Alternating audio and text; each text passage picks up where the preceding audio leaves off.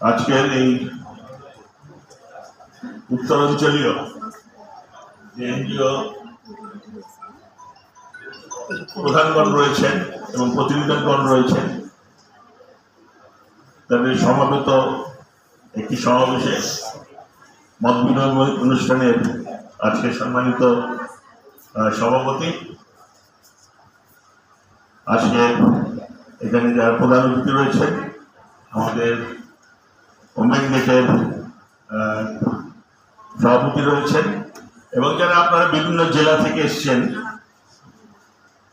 আমাদের বিভিন্ন স্থান থেকে এসছেন এবং আমাদের বগুড়ার যারা রয়েছেন, বগুড়া জেলার যারা এনজিও প্রতিনিধিগণ রয়েছেন, বিশেষ করে আমাদের সাইদ ভাই আছেন, জিয়া ভাই আছেন, আমাদের মুথারার জাহিদ ভাই আছেন, তারপরে টু ভাই আছেন, এরকম অনেকেই রয়েছেন।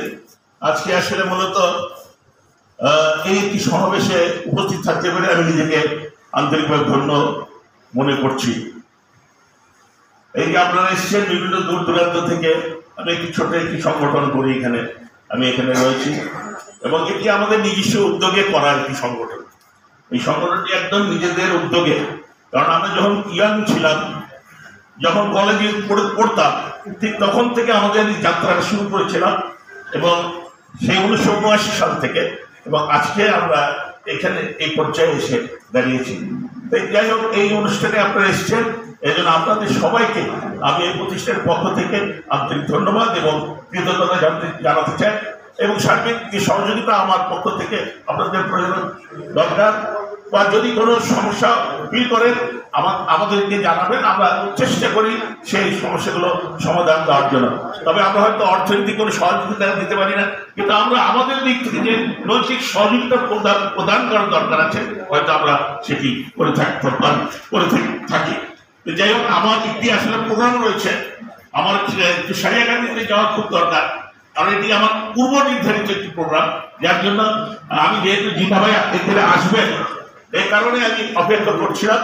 আফজাল ভাই বারবার বলছে যে জিনা ভাই আসবে, ওনার সাথে আপনি না দেখা করে যাবেন না, সুতরাং জিনা ভাইয়ের সাথে দেখা করে আমি যাচ্ছি।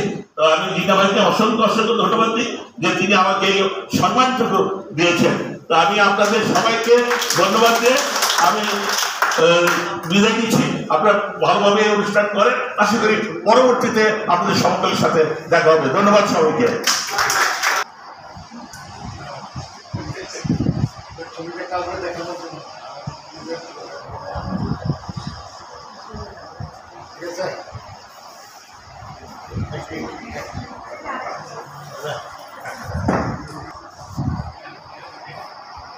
একটু কাইন্ডলি ভাই আসুন, ভাই